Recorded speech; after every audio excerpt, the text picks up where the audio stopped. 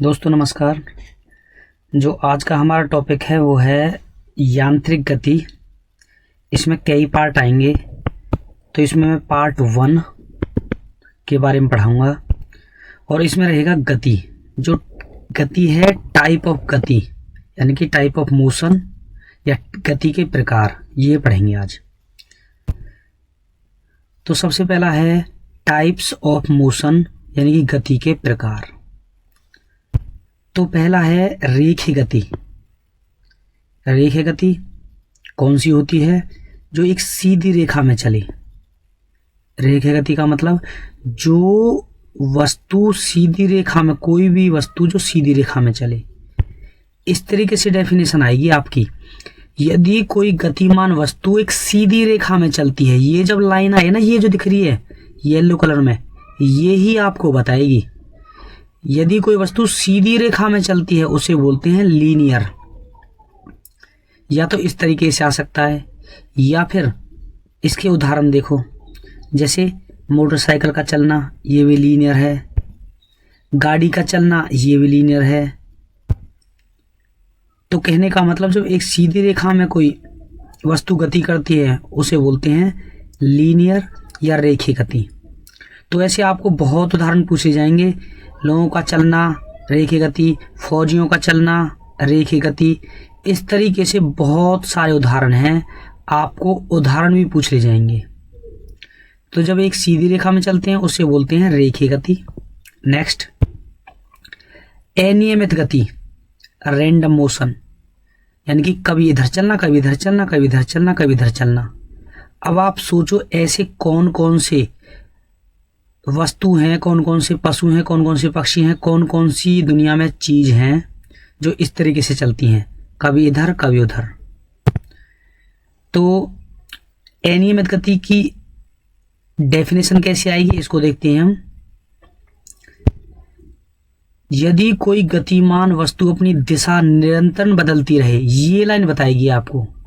यदि दिशा निरंतर बदलती रहती है तो उसे बोलते हैं अनियमित गति या रैंडम मोशन। जैसे आपने देखा होगा तितली, बटरफ्लाई कभी भी एक सीधी रेखा में नहीं चलती, तो बटरफ्लाई की जो गति है वो आएगी अनियमित। ये कभी भी सीधी रेखा में नहीं चलती, देखना। तो एग्जाम्पल भी आएंगे और डेफिनेशन भी आएंगी, दोनों चीज इंपॉर्टेंट है। जब ये पूछे जिसकी दिशा निरंतर बदलती रहे वो अनियमित है, या फिर बोलेंगे भाई तितलियों का चलना अनियमित गति। कैरम बोर्ड में जो गोटी होती हैं वो कैसे चलती हैं, वो भी अनियमित गति। तो इस तरीके से अनियमित गति के उदाहरण बहुत हैं, आप अंडरस्टैंडिंग बना लेना। नेक्स्ट है कंपन गति, वाइब्रेटरी मोशन। कंपन गति की डेफिनेशन कैसे आएगी? यदि कोई गतिशील वस्तु अपने मार्ग के नियत बिंदु, अब नियत बिंदु का बताऊंगा क्या होता है नियत बिंदु, एक बार वो चेंज कर लेता हूं मैं, ये ठीक रहेगा। कहने का मतलब है यदि कोई वस्तु अपने मार्ग के नियत बिंदु से इधर उधर या ऊपर नीचे गति करती है तो उस वस्तु को कंपन गति बोलते हैं। जैसे ध्यान हो तो ये नियत बिंदु हो गया और इसके इधर जाना और इधर जाना, इधर उधर या ऊपर या नीचे गति करती है, उसे बोलते हैं कंपन गति। जैसे ये पेंडुलम है, ये जो झूला झूलती हुई लड़की है, वो किस में आएगा? कंपन गति में, वाइब्रेटिंग मोशन में। तो तीनों की अलग अलग देख लेना। ये दिखा रखा है, जैसे ये पेंडुलम है, ये कभी ऊपर, ये नीचे, इधर उधर जा रहा है और उसका नियत बिंदु ये वाला है, ये वाला। अपने नियत बिंदु से इधर उधर ऊपर नीचे जाए तो उसे बोलते हैं वाइब्रेटिंग मोशन। नेक्स्ट, वृत्तीय गति। वृत्त आप जानते हो, वृत्त का मतलब ये वाला वृत्त, ये वृत्तीय होता है। डेफिनेशन कैसे आएगी? यदि कोई गतिमान वस्तु, यानी कि गतिमान गति करती हुई वस्तु होनी चाहिए, गतिमान वस्तु वृत्तीय पथ पर घूमती है। पथ कैसा होना चाहिए? वृत्त वाला, गोल वाला, ये वाला। वृत्तीय पथ पर घूमती है तो यह गतिमान वस्तु की वृत्तीय गति कहलाती है। जैसे ये पृथ्वी और पृथ्वी के चारों ओर जो ग्रह हैं, उपग्रह हैं, सैटेलाइट हैं, इनकी गति मानी जाएगी वृत्तीय गति, क्योंकि ये वृत्त में ही चक्कर लगा रहे हैं। नेक्स्ट, लक्ष्मण झूला है, झूला है, तो इसकी भी गति कैसी होगी? वृत्तीय गति। ये पॉइंट है तो यहाँ पॉइंट से ये घूम रहा है, एक वृत्त में घूम रहा है, तो इसकी गति क्या हुई? वृत्तीय गति। डेफिनेशन ऐसी आएगी जब कोई वस्तु वृत्तीय गति पर घूमे। नेक्स्ट, एक है यूनिफॉर्म सर्कुलर मोशन। देखो दोनों में बहुत फर्क है, यहां तो सर्कुलर मोशन है केवल और यहां है यूनिफॉर्म।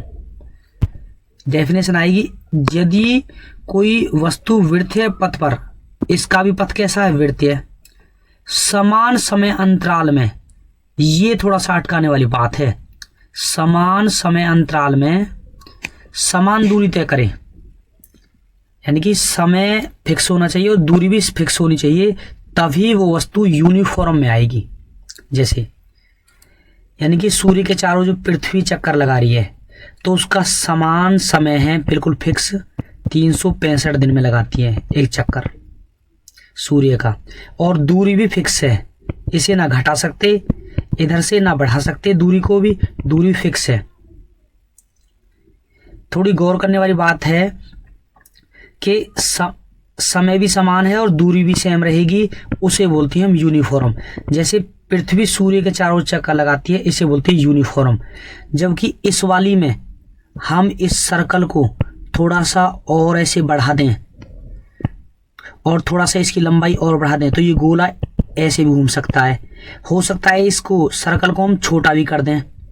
इसमें तो दूरी छोटी बड़ी भी हो सकती है, वृत्त की जो दूरी है वो छोटी बड़ी भी हो सकती है इस वाले में तो, लेकिन इसमें तो भैया फिक्स रहेगी, इसमें फिक्स रहेगी, इसलिए दोनों में यही फर्क है, समय और दूरी सेम रहेगी, इसमें घटा बढ़ा नहीं सकते। जबकि इसमें मान लो लक्ष्मण झूला ही थी इसमें, तो लक्ष्मण झूला का साइज बड़ा भी हो सकता है, छोटा भी हो सकता है, लेकिन इसका बड़ा छोटा साइज नहीं हो सकता। तो ऐसे क्वेश्चन आएंगे दोस्तों। ये टाइप्स ऑफ मोशन कंप्लीट हैं, आप देख लेना इसको। अब नेक्स्ट है दोस्तों स्पीड, टाइप ऑफ स्पीड। थोड़ी इससे मिलती जुलती हैं, पर समझोगे 2 बार तो आसानी समझ में आ जाएगी। तो दोस्तों टाइप्स ऑफ स्पीड के बारे में बता रहा हूं। पहला है एक समान चाल, थोड़ा उससे मिलती जुलती है, यूनिफॉर्म स्पीड। यदि कोई गतिमान वस्तु एक समान समय में समान दूरी तय करे तो उस वस्तु की चाल एक समान चाल कहलाती है। इससे पहले गति करवाया था, यह है चाल। तो समान समय अंतराल में, देखो समान समय 1 मिनट, समान समय 1 मिनट का, फिर अगले 1 मिनट, फिर अगले 1 मिनट, तो समान समय होगा 1-1 मिनट पे, समान समय और समान दूरी। 1 मिनट में 1 किलोमीटर चली, अगले 1 मिनट में 1 किलोमीटर चली, अगले 1 किलोमीटर में 1 मिनट चली। तो कहने का मतलब समान समय समान दूरी। यहां 2 किलोमीटर, फिर अगले 2 मिनट में, अगले 2 मिनट में यहां भी 4 किलोमीटर चली, फिर अगले 2 मिनट में 4 किलोमीटर चली, अगले 2 मिनट में 4 किलोमीटर चली। तो ये भी क्या कहेंगे हम इसे? Uniform speed. जब समान समय में और समान दूरी तय करें तो उसे बोलते हैं यूनिफॉर्म स्पीड। अब देखना दूसरी वाली, यानी कि असमान स्पीड, असमान चाल। अब देखना इसका क्या आएगा, थोड़ा बताता हूं मैं आपको, इसे रफ कर देता हूं ताकि ध्यान आ जाए आपको। यानी कि 1 मिनट, फिर नेक्स्ट 1 मिनट, नेक्स्ट 1 मिनट। पहले 1 मिनट में तो 1 किलोमीटर चली, अगले 1 मिनट में भाई, अगले 1 मिनट में 0.8 किलोमीटर चली, नेक्स्ट 1 मिनट में 0.6 किलोमीटर चली। समान समय तो है लेकिन समान दूरी नहीं है दोस्तों, हर बार दूरी चेंज हो रही है। 1 मिनट में 1 किलोमीटर चली, अगले 1 मिनट में 0.8 चली, तो इसे बोलेंगे हम क्या? यदि कोई गतिमान वस्तु समय अंतरालों में, समय अंतराल वही रहेगा, भिन्न भिन्न दूरी तय करती है तो उसे बोलते हैं असमान चाल। समान समय में समान चले तो समान यूनिफॉर्म स्पीड, और समय अंतरालों में भिन्न भिन्न दूरी तय करे तो असमान चाल। अब औसत चाल क्या होती है अभी बताऊंगा नेक्स्ट। इसके बाद आएगी तत्कालिक स्पीड। 4 प्रकार की टाइप होते हैं स्पीड के, एवरेज स्पीड और इंस्टेंटेनियस स्पीड। एवरेज स्पीड किसी गतिमान वस्तु द्वारा एकांक समय में तय की गई दूरी, एकांक समय में। जैसे यहाँ 9 बजे हैं एक शहर में और ये है शहर बी दूसरा, ये तो मान लो बलनौर है और ये है फरीदाबाद। 9 बजे चले और 11 बजे पहुंचे, तो कहने का मतलब 2 घंटे हो गए। ठीक है जी। एक बार वो 30 किलोमीटर चली और एक बार 20 किलोमीटर चली, मान लो थोड़ी देर के लिए।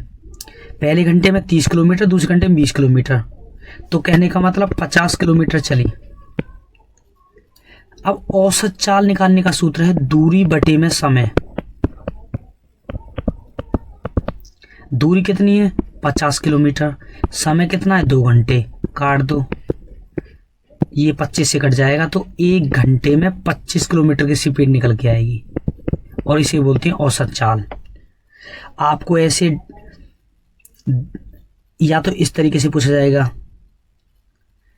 या फिर ऐसे जो डेफिनेशन है ये पूछी जाएगी कि यदि किसी गतिमान वस्तु द्वारा एकांक समय में तय की गई दूरी, औसत दूरी को क्या कहते हैं। नियमित चाल, अनियमित चाल, औसत चाल, तो इसे बोलेंगे औसत चाल। नेक्स्ट, तत्कालिक किसी निश्चित क्षण पर या विशेष समय पर, निश्चित क्षण या विशेष समय पर गतिमान वस्तु की चाल।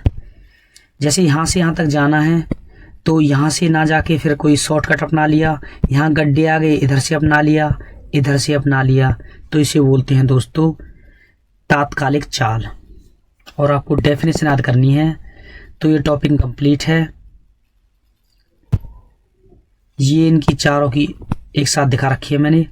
समान समय अंतराल में दूरी तय करे तो एक समान चाल, भिन्न भिन्न दूरी तय करे तो असमान चाल, एकांक समय में तय की गई दूरी को औसत चाल, निश्चित क्षण और विशेष समय पर तय की गई दूरी को तात्कालिक चाल। तो दोस्तों चारों चाल अलग प्रकार की हैं, तो ये कर लेना याद आप, ठीक है ना। Thank you.